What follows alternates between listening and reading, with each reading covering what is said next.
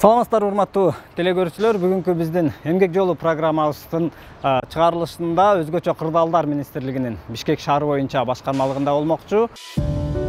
Адамдын ден соолугуна олуттуу зыян келгенде кантип куткарып калуу керек? Мойнун алды ийгирээк болуш керек. Ийгирээк, что воздух билегенде түздөн-түз немеге ичине киргенде. Спорт менен машыкпагандан кийин өзүбүздү көтөрө албаган андан көрө иштебей эле ол жакшы. Өзгөчө кырдаалдар министрлигинин кызматкерлери үчүн адамдарды куткарып калууга дагы чоң жардам берет. На разрушенных объектах работают сотрудники Министерства чрезвычайной ситуации Кыргызской Республики.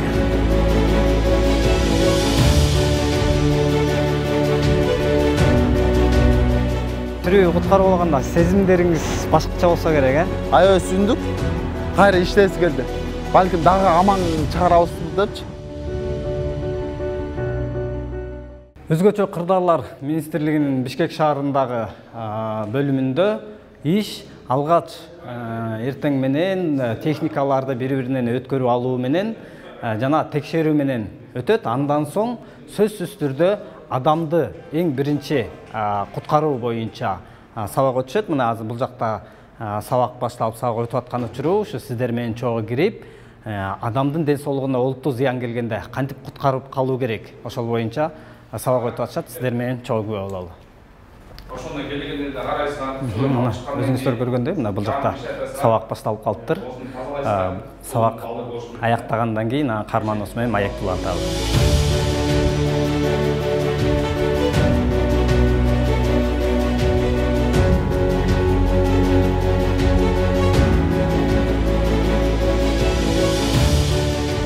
Урматтуу телекөрүүчүлөр, мына өзүңүздөр көргөндөй, өзгөчө кырдаалдар министрлигинде биз айтып өткөндөй, алгачкы адамды, сууга чөгүп кеткен адамды кантип сактап калуу боюнча биздин каарманыбызга айтып өттү. Албетте бул биринчи эле жолу эмес, ар бир күн сайын кайталанып турчу нерсе. Ошондуктан ошончо да мен өзүм үйрөнүп алыш үчүн менин бүгүнкү коногум менен биргеликте азыр мына бул жакта манекен турат. Ошо менен азыр каарманым мага көргөзүп берет.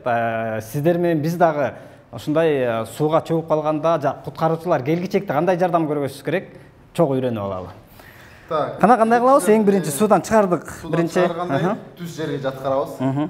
Түз жерге жаткыргандан кийин, андан кийин уже неме? Полуна карап туруп, бuyakta сонун артерия бар. Ошак жагын текшеребиз. Андан кийин экинчиден демди текшеребиз. Мурдундагы дем алып атканды. Үчүнчүсүнө уже ичиндеги дем. Төшүнөм менен текшеребиз. Андан кийин эмне кылыш керек? Биринчи массаж кылыш керек. Массаж кыларда 30 жолу төшүнө, жүрөккө жакын 30 жолу колду түз кылабыз. Эки адам болуп, мындан мисалы эки дос бала болсо, бирөөсү мурду жагында турат, ооз жагында. Оозуна воздух үлөгөн. Экинчиси жанында турат да 30 жолу санайт. 30 жолу. Өзү жалгыз болуп калганда анда кичине батыраак массаж кылат. 30 жолу массаж кылып туруптур, анан эң главное, что жаткырганда неме спортивкасы эмне болот, что астына салып койсун да. Бийигирээк, что воздух үлөгөндө түздөн-түз немеге ичине киргенгечи төшүнөбү, өпкөсүнө. Ошону жаткырдык, мурдун басабыз да, оозуна үлөйбүз. Эси кээинки учурлар болуп калат, оозунда кичине немелер болуп калат да, мындай. Кандай десем, мындай топурак, башка бир нерсе болуп калат. Ошону эми тряпка менен бе, же башка бир нерсе болуп да, тазалап коюш керек да. Анан 2 жолу үлөдүң резко. 30 жолу. 2 жолу үлөдүң, 30 жолу болду. Ошу менен ишти алып бара бериш керек. Андан кийин уже адам өзү балким неме аман болуп калса, уже суусу оозуна чыгып, жөтөлүп, уже өзүнө келет да. Өзүнө келгенден кийин, андан өзүнө келгенде уже жаткырыш керек адамды. Капталга, уже неметип жаткырып коюш керек.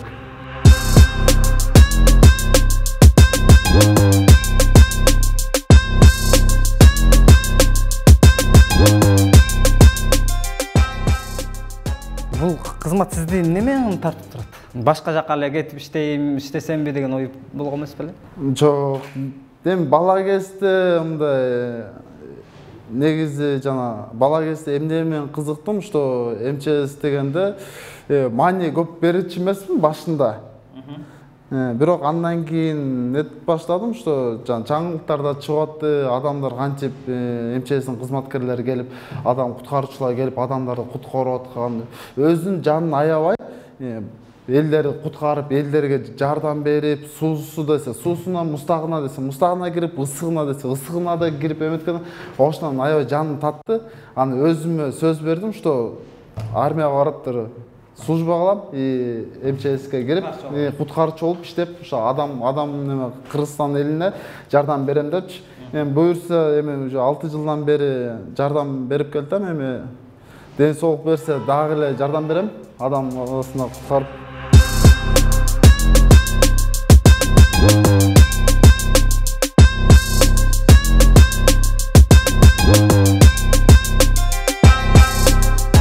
Спорт менен машыгуу деги эле ден соолукка гана пайдасын алып келбестен, өзгөчө кырдаалдар министрлигинин кызматкерлери үчүн адамдарды куткарып калууга дагы чоң жардам берет. Көбүнчө бизге спорт эмнеге жардам берет? Мышцыларга, экинчиден жанагындай немелерге, кырдаал болгон жерлерге, көбүнчө биз высоткалар менен иштейбиз. Высоткалар менен иштегенде акта жиптер менен иштейбиз. Өзүбүздү, мындай айтканда, өзүбүздү көтөрөбүз. Спорт менен машыкпагандан кийин өзүбүздү көтөрө албаган, андан көрө иштебей эле болгон жакшы. Куткаруучу болгондон кийин биринчи өзүбүздүн коопсуздукту карап да, өзүбүздүн немебизди караш керек, ден соолукту. Андан кийин уже бирөөнү куткара алабыз. Бүгүн азыр эмне кылайын деп атасыз? Биринчи ушу залга кирдиңиз, эмнеден баштайсыз жеке өзүңүз? Мен жеке өзүм айтканда биринчи өзүм кийимди которуп кийиндим, спортивный. Экинчиден денени жыбыйтам, дене бош болгондочу. Анан үчүнчүдөн чуркайм. Убакытты коем, жайдан чуркап организмди ысытыпчы. Андан кийин эле уже келип да бияка подход менен баштайм. Отуруп көрүңүз. Бүгүнкү негизи машыгуу болуп экен да? Мисалы булдан подход менен нетебиз. Мисалы бул көбүнчө төшкө, ана булчуңдарга жардам берет. Потому что өйдө чыкканда көп жардам берет. Экинчиден булар артка, ана алдыга берет. Булар артка белге. Анан биякта дагы бар институт немелер. Турник бар. Көбүнчө бизге турник жардам берет. Ушул спорт менен машыгып атып, анан бир ишке, жумушка чыгып, ушул мисалы ошол эле турник тартуунун аябай керек экенин сезген бир күнүңүздү айтып бере аласызбы? Мисалы ошо куткарганы барып бир аркан менен чыгып, канча метрге, ушундай бир кызыктуу, эсиңизде калган окуя. Ал ошо көп болуп калды ал нерсе. Анда мен жаңы жумушка кирген неме болот. Анда спортко деле мында мааниде көп. Мында кылчы, бирок маани көп берчү эмесмин да. Анан как раз высотка жумуш болуп калат. Высотка жумуштан иштеп атып, адамды өйдө чыгып, кандай десем, бир суицид болот. Адам өзүн өлтүрөм деп. Анан жип менен ылдыга чүрүп, ал өйдөдө болот. Акырын чыгыш керек болду да. Ошол маалда чыгып, ана ошондо билдим да. Потому что бат-баттан чыгыш керек болуп калды уже. Бат-баттан чыкканга уже ал жок болуп калды да. Андан кийин уже ойлодум да, уже спорт керек экенчи. Бу автоунаа дайыма ушул жакта турат да. Мындай биринчи жардам көргөзүү боюнча стартта, мындай чалганда. Азыр силерге көрсөтүп кетейин машинаны. Так, биринчи бизде жана айтып кеткендей, кырсыктар өтө көп. Суицид болуп калат, ДТП болуп калат, жана машиналар сүзүлүп кармалып калгандар. Жанандай эшик ачуулар болуп калат, этажка үйлөрдө. Биринчиден этажка үйлөрдүн айтып кетейин. Бул жакта биздин өзүбүздүн шайман инструменттерибиз бар. Мисалы 5 куткаруучу вызовко чыгат, ДТП болгондо бирөөсү инструменттер менен ар жак жагынан иштеп атса, бул ручной менен, бирөөсү берки жагынан иштей берет да. Бирибиз карабайбыз. Уже неме водитель чыгат, техник водитель чыгат, топтун командири чыгат, инструктор водолаз чыгат, медик чыгат и спасатель чыгат. 5 киши кетти да, ишти бүтүргөнгө. Деги эле ошол бизде жанагы скорый болобу, тез жардам болобу, же негизи эле ошо спецтехникаларды биздин айдоочулар жолдон көп кое бербейт деген көп сөздөр жүрөт да. Сиз ушундай айдоочуларга мындай шашып баратканда кандай бир кырсык болобу, же шабып атканда жол бошотпой коюп, мындай ичиңизден кызалат болгон убакыт болду беле? Негизи андай нерсе мурун көп болчу, потому что кырсык аябай түн жарымда көп болуп калат. жанагындай ДТП болуп калат, суицид, адам секирип өлөм дегенде ошондой учурларда шашып чыгабыз да бизче. Жетиш керек. Ошол маалда машиналар бири кое бербей коюшат да, мүмкүн неме тозуп алышат да. Ошондой иштен бир жаман болосуң да, кичине жылып койсо деле эч нерсе болбойбу деген смысл немедечи, сөздөчү. Бирок акырындан бирок азыркы учурда уже жолдор аябай бошотуп калышты уже. Немени үнүн уккандан кийин эле уже жолдор аябай бошотуп өтө ыраазыбыз да. Аны неметтен колуна урап кой дедилер го. Ушу сиз дагы ошо жанагы бир чоң Турцияда бир кырсык болду, ошого барып келипсиз, Ошонуңуз боюнча бир кыскача айтып бербейсизби? Канча күн жүрдүңүз, анан ал жакта иш учурунда кандай окуяларга күбө болдуңуз? Телевизордо көргөн нерсе менен живой барып көргөн, экөө аспан менен жерде экен. Барганда өтө башканча болдук. Анан ишти алып бардык, иштей баштадык. Күч кубат берип өзүбүзгөчү, ичибизденчи иштедик. Почти бир 20 күндөй жүрдүк го дем. 20 күндөн ашыкпы уже. Иштедик, ошол учурларда балдар да чарчашты, бирок ичибизден бирибизге дух берип аттык да, мотивация, дух берип эле иштеп аттык. Биринчи максатыңыздар аман алып калуу болду да. Бирок башында барып иштегенде бир 3 күнбү, 4 күндөй аман калып немени чыгарган жокпуз да, адамдычы. Жалан эле өлүк адамдар чыгып атты уже, бирок ниет деген нерсе бар экен да. Ана ошол учурда бир ситуация болуп калды, бат эле. Аял киши боюнда бар экен, 23пү, 22 жаштагы кыз экен. Боюнда бар экен, боюнда бир 6 айбы ошондой экен. Ошо немеде диван менен, эки диванбы же диван менен неме дубалдын ортосуна тыгылып калыптыр да, ошондо. Бирок аман экен, түз жаптыр.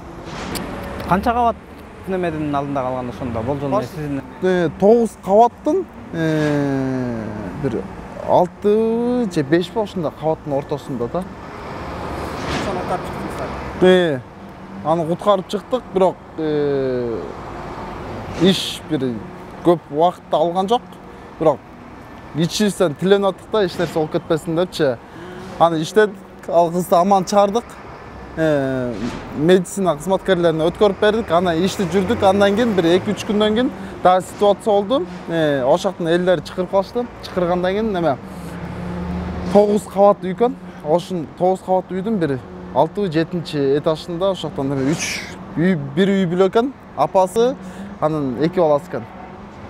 Бирок ошоктон айтышты, айткан биз иштедик, апасын чыгардык, бирок уже кеч болуп калыптыр. Андан кийин апасын чыгарып кеч болгондон кийин анан уже проход бар экен. Расстояние бир бала жаттыр, буручта 2 метр экен узундугу. Бирок биягы бир мындай эле го дем. 1 метрге жетпеген. Сойлоп кирүүгө туура келди. Айла жок. Мен кирдим ичине, балдар неме страховкада турду. Бирден болгондо резко тартып чыгаргангачы. Эми ойдо жок да, жана бала түрө экенинче. Бирок буттан кармаганы жана бала чочуду. Чочугандан ичимден сүйүндүм, сыртына чочуп кеттим өзүмдөчү. Анан ошо баланы аман чыгардым, чыгарып балдарга өткөрүп бердик. Алар кызычу, элдер угуп алып, алар вообще кызычу. Анан жанында эле бир бала жаттыр. Бирок ал уже алда кеч болуп калыптыр да уже. Ошондо ажал экен да. Ошол жана тирүү куткаруу болгондо сезимдериңиз башкача болсо керек, Жана канча иштедик, канча кыйналдык, бирок жана кызды таптык, аял кишиничи, боюнда бар. Аябай сүйүндүк. Кайра иштеси келди. Балким дагы аман чыгарабыз депчи. Анан 1-2 күн иштедик, кайра немелер чыгып атты. Бирок ниетти коюп аттык. Жана ошентип анан жана баланы да чыгарып калдык. Аябай сүйүндүк да. Анан көп чыгардык биз деле түрөө адамдардычы. Деги эле ошол өзгөчө кырдаалдар министрлигинде иштеп, ошо куткаруучу болуп, бир топ жакшы пайдалуу иштерди кылып атпайсыздарбы? Анан деги эле ушул биздин жарандарга эмне деп айтат элеңиз? Ушул кырсыктан ошол эле сууга чөгүп кетип атышат, өзүңүз негизги функцияңыз водолаз экен, сууда куткаруучу. Деги эле ушул азыр мындай күн ысып, көлдө дагы мындай сезон деп коебузбу, Анан сууга чөгүп кетүүлөр көп болуп атат да. Негизи ошо суудан чөгүп кетпеш үчүн сактануу үчүн алдын ала эмне иштерди кылыш керек? Сиздин кеңешиңиз, адис катары. Биринчи адис катары айта кетсем, мен биринчиден коопсуздук эрежени сакташ керек. Бул ата-энелерге, бир туугандарга айтып коюшум, Эми кичинекей балдар эч нерсени билбейт да. Күн ысыкта сууга секирем дейт да. Ошуларды биз сыра карап койсо, көзөмөлдөп койсо жакшы болот эле дейм да биринчиден. Экинчиден эми курактуу балдарга мындай ысык учурда сууга резко секирген болбойт да. Организмге негизи зыян. Еще денени бутун салып, кичине көндүрүп, андан кийин уже сүзүп кетиш керек да. Акырындык мененчи биринчи очередь. Ана экинчиден мисалы место бар да, кайсы жерге түшүп турган жер, кайсы жерге түшпөй турган жер, ошол жер түшө турган жерге акырын түшүп, түшпөгөн жерге лучше түшпөй эле коюш керек да. Потому что ак жакка түшүп алып, билбейсиң да эмне болуп кетеринчи. Түшпөй турган жерлер мисалы суунун астында жанагындай сеткалар бар, чөппү балдыр, ошондой бар. Ошолар менен суудан сүзөм чыгам деп жанагындай эле илинип, ошол жерден кетет. Ошон үчүн жанагындай азыркы көп жерлерге коюлуп калды. Сууга түшкөнгө тыюу салынат деп. Ошондойду көрдүңбү? Значит болду да уже. Түшпөй эле кой. Чоң рахмат. Ишиңизге ийгилик. Мындан ары дагы ошол биздин жалпы эле адамдардын ден соолугуна кам көрүп, ошо алдын ала ушундай кырсыкты болтурбоо үчүн дагы иш-аракет кылып жүрө бериңиздер. Сиздерде өмүр сакчысы десек дагы жаңылышпайбыз.